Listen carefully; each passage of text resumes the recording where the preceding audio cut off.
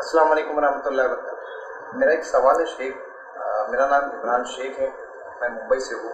कि मेरा सवाल है कि इस्लाम में तलाक को क्यों रखा गया है और ये तलाक से दो रिश्तेदारों के अंदर जुदाई पैदा होती है और शैतान इस अमल से बहुत खुश होता है, जो अल्लाह ताला को सबसे नापसंदीदा अमल है तलाक, मगर इसको शरीयत के अंदर क्यों रखा गया है? ज़रा आप बताएं, वजाहत करें कुरान हदीस की रोशनी में। जज़ाकल्लाह। अस्सलाम वालेकुम व रहमतुल्लाहि व बरकातहू। नाज़रीन, ये हमारे इमरान भाई का सवाल है जिसमें वो पूछ रहे हैं कि इस्लाम में तलाक का मसला क्यों है और तलाक एक नापसंदीदा अमल है, शैतान इससे खुश होता है, तो इस्लाम में ये क्यों है। तो इस सवाल के ताल्लुक़ से कई चीज़ें वजाहत तलब हैं। सबसे पहले तो ये ज़हन में रख लें कि तलाक को अलल इतलाक़ नापसंदीदा नहीं कह सकते। ये नहीं कह सकते कि एक नापसंदीदा अमल है, बल्कि इस्लाम में तलाक ये एक मसले का हल है जो कभी पसंदीदा भी हो सकता है और कभी नापसंदीदा भी हो सकता है, बल्कि कभी तो तलाक देना बहुत ज़रूरी हो जाता है। इसलिए हम एक ज़बान होके या एक ही साथ अलल इतलाक़ ये नहीं कह सकते कि तलाक नापसंदीदा अमल है या वो पसंदीदा अमल है, ऐसा कुछ नहीं कह सकते, बल्कि हर केस में अलग अलग मसला हो सकता है। इस ताल्लुक़ से एक रवायत भी है जो बहुत मशहूर है, वो भी वाज़ेह होना चाहिए हमारी नज़र में कि वो रवायत सही नहीं है।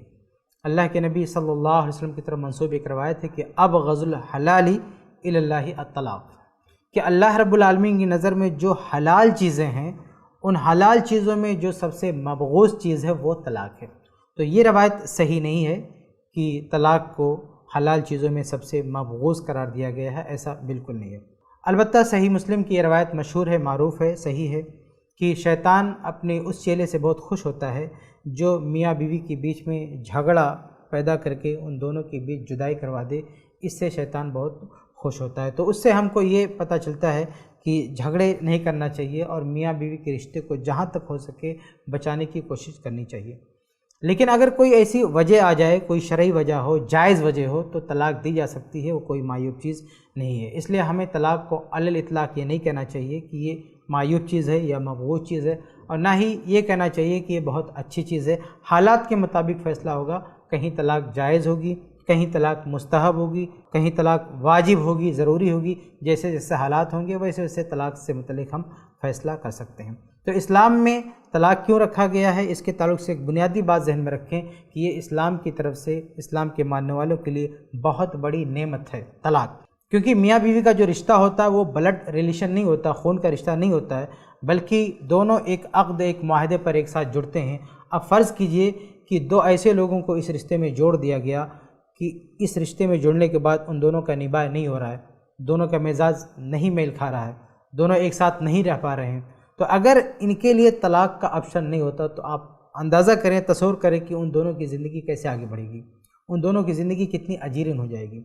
तो दूसरे कुछ मज़ाहिब हैं जिसमें तलाक का ऑप्शन नहीं है। शादी कर लिए आपको हमेशा मौत तक साथ में रहना है, ये एक तरह का जुल्म है। जो शादी के बाद रिश्ते को आगे नहीं चला सकता है तो उसको हल चाहिए। तो इस्लाम ने यह हल पेश किया है कि शादी करने के बाद भी अगर पता चलता है कि रिश्ता नहीं चल सकता है, दोनों का मिजाज नहीं मिलता, या दोनों में से कोई भयानक गलती करता है, या किसी के साथ कोई हादसा पेश आता है, कोई भी ऐसी वजह होती है कि अब ये रिश्ता आगे नहीं बढ़ सकता है, तो इस्लाम ने उसका हल पेश किया है तलाक। तो ये एक तरह की एक नेमत भी है। इसलिए ये कहना कि तलाक क्यों है इस्लाम में, इस पे सवाल नहीं उठाया जा सकता, बल्कि ये अल्लाह की तरफ से एक बहुत बड़ी नेमत है कि शादी हो जाने के बाद कोई मसला होता है और अलग होने की ज़रूरत होती है, तो इस्लाम में उसका हल मौजूद है कि हम अलग हो सकते हैं। उम्मीद है कि आपके सवाल का जवाब मिल गया होगा।